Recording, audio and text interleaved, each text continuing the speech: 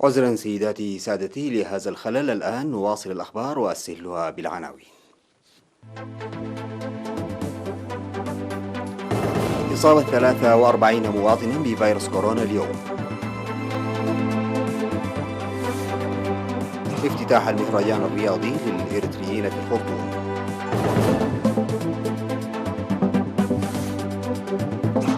تطعيم المواشي في شامبوكور.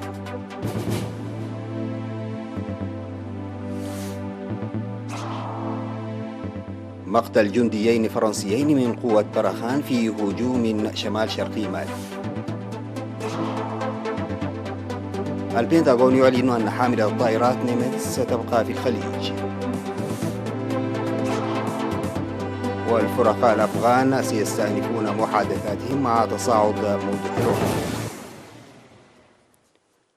السلام عليكم ورحمة الله. أعلنت وزارة الصحة أن الفحوصات المخبرية التي أجريت اليوم 4 يناير في مراكز العزل وأقسام استقبال المرضى في الإقليمين الأوسط وعنسبة قد أظهرت إصابة 43 مواطنا بفيروس كورونا، وظهرت 42 من الإصابات في الإقليم الأوسط، وكانت 19 منها في مركز العزل و23 في أقسام استقبال المرضى وواحدة في قسم استقبال المرضى في إقليم عنسبة. في غضون ذلك شفي 18 مواطنا من فيروس كورونا بعد تلقيهم الرعاية الصحية في مستشفيات الإقليم الأوسط.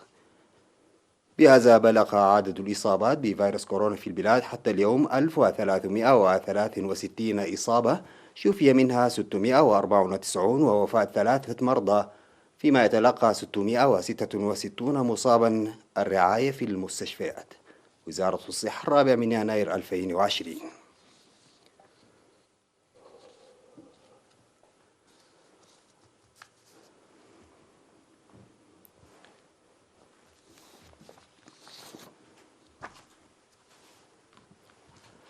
افتتح في 30 من ديسمبر في العاصمة السودانية الخرطوم المهرجان الرياضي للإريتريين المقيمين هناك، ويشارك في المهرجان الذي يستمر من كأس فنقل إلى كأس الاستقلال 12 فريقا مكون من الشباب الإريتري.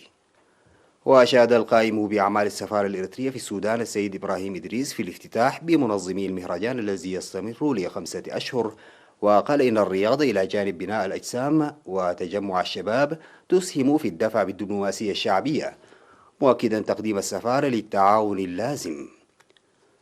وأوضح ممثل وزارة الشباب والرياضة السودانية السيد أيمن سيد سليم إن الرياضة تسهم بدور كبير في تقوية علاقات الشعوب والدول إلى جانب البناء الجسدي والعقلي، مؤكدا دعم وزارته. هذا وحضر مراسم الافتتاح رئيس اللجنة الأولمبية السودانية ورئيس المسابقات المائية لشرق إفريقيا والقرن الإفريقي ومسؤولو جمعية الصداقة الإريترية السودانية والضيوف المدعوين.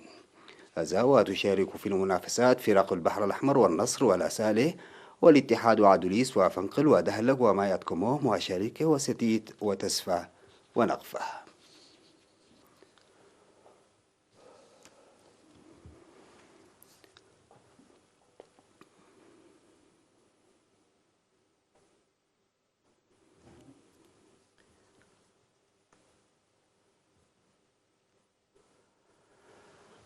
نفذت وزارة الزراعة برنامج لتطعيم المواشي في مديرية شامبوكو ضد الأمراض المنتقلة من الحيوان إلى الإنسان عامة، وأمراض الجدري والإجهاض وداء الكلب خاصة.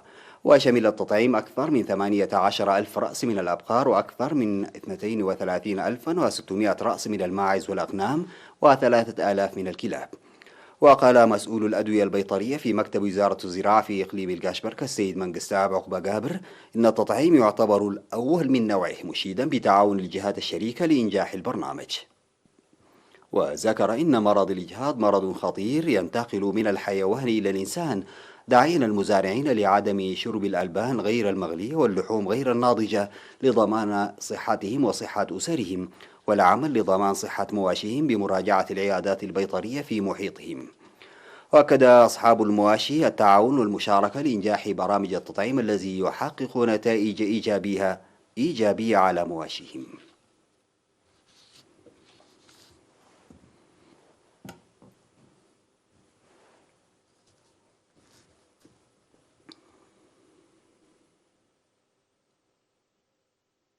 تلقى 54 شابا في مدينة أغرداد دورة تدريبية مهنية ل3 أشهر بهدف رفع قدرات الشباب ومساهماتهم في التنمية. وأفاد مراسل وكالة الأنباء الإريترية بأن الشباب الذين تلقوا دورات تدريبية مهنية مسبقا في الكمبيوتر والإسعافات الأولية وتركيب الصحون اللاخطة للبث الفضائي وغيرها قد وجدوا فرص للعمل.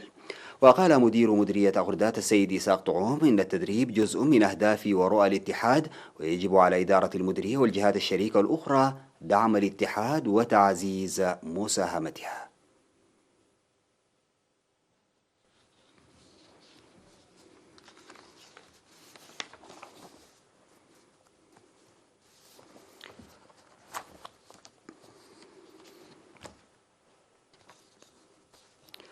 نتوقف سادتي مع فاصل وأعود بالأخبار الخارجية.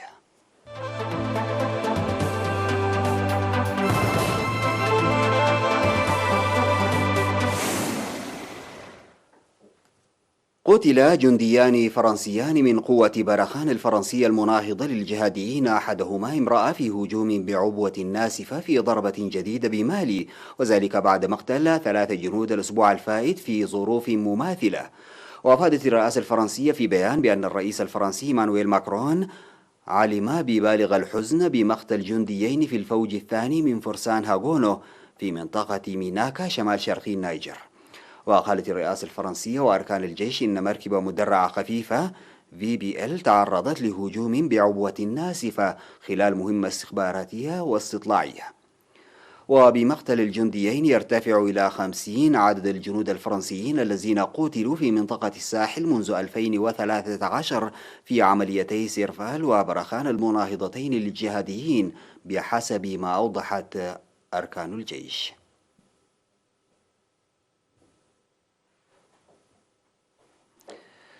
أعلنت وزارة الدفاع الأمريكية البنتاغون أن حاملة الطائرات USS نيميتس ستبقى في الخليج بسبب التهديدات الأخيرة من جانب إيران. وتجري نيميتس دوريات في مياه الخليج منذ أواخر نوفمبر، لكن وسائل إعلام أمريكية كانت قالت هذا الأسبوع أن كريستوفر ميلر القائم بأعمال وزير الدفاع الأمريكي أمر حاملة الطائرات بالعودة إلى قاعدتها. غير أن ميلر أصدر بيانا معاكسا قال فيه إنه بالنظر إلى التهديدات الأخيرة التي أصدرها القادة الإيرانيون ضد الرئيس ترامب ومسؤولين حكوميين أمريكيين آخرين، فقد أمرت حاملة الطائرات نيميتس بوقف إعادة انتشارها الروتينية. ويأتي هذا البيان بعد سنة على مقتل قائد فيلق القدس في الحرس الثوري الإيراني اللواء قاسم سليماني ونائب رئيس الحشد الشعبي العراقي أبو مهدي المهندس في ضربة جوية أمريكية قرب مطار بغداد. واتهمت طهران الرئيس الأمريكي المنتهي ولايته بالسعي إلى اختلاق ذريعة لشن حرب قبل خروجه من البيت الأبيض بعد ولاية شن خلالها حملة ضغوط قصوى على طهران.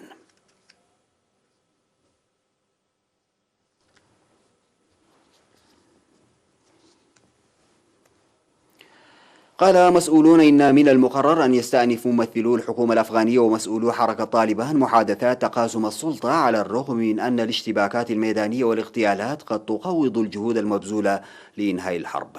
وكانت المحادثات قد بدأت في قطر في سبتمبر بعد أن توصل طالبان إلى اتفاق مع الولايات المتحدة يسمح لواشنطن بسحب قواتها من أفغانستان وإنهاء أطول حرب تخوضها مقابل ضمانات أمنية من طالبان. وتعثر الجانبان الأفغانيان في الإجراءات لأسابيع، لكنهما توصلا في ديسمبر إلى اتفاق بشأن العملية، مما يمهد الطريق أمامهما لتناول القضايا العالقة عند استئناف المفاوضات.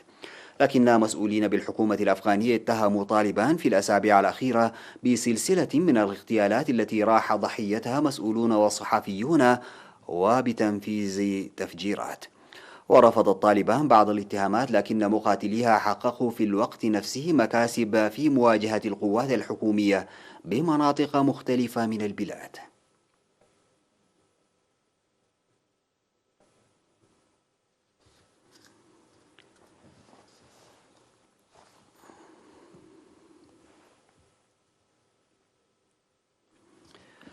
أعلن الصليب الأحمر اللبناني إصابة 10 أشخاص على الأقل في لبنان إثر وقوع انفجار في مستودع لتخزين قوارير الغاز في منطقة الهرمل المتاخمة للحدود مع سوريا. وتضم هذه المنطقة معابر حدودية غير قانونية عدة. وقال مصدر في الجيش اللبناني لفرانس بريس إن الانفجار ناتج عن تخزين قوارير غاز في مستودعات في بلدة القصر بقضاء الهرمل شمال شرقي لبنان. وغالبا ما تتهم أحزاب ووسائل إعلام لبنانية حزب الله بحماية شبكات تعمل على تهريب البضائع إلى سوريا، حيث يشارك عسكريا في النزاع الدائر منذ سنوات. وتشير تقارير إعلامية إلى ازدهار أنشطة التجارة غير المشروعة في هذه المنطقة منذ بداية النزاع في سوريا، التي تعاني نقصا في المواد الاستهلاكية في ظل تراجع قيمة عملتها الوطنية وخضوعها لعقوبات غربية. وتحظى مسألة تهريب البضائع بأهمية بالغة في لبنان الذي يواجه أسوأ أزمة اقتصادية منذ عقود، وسط سعي السلطات إلى إبقاء دعم مواد أساسية على غرار المحروقات والدقيق، وتجنبا لارتفاع الأسعار في ظل مؤشرات تضخم حادة.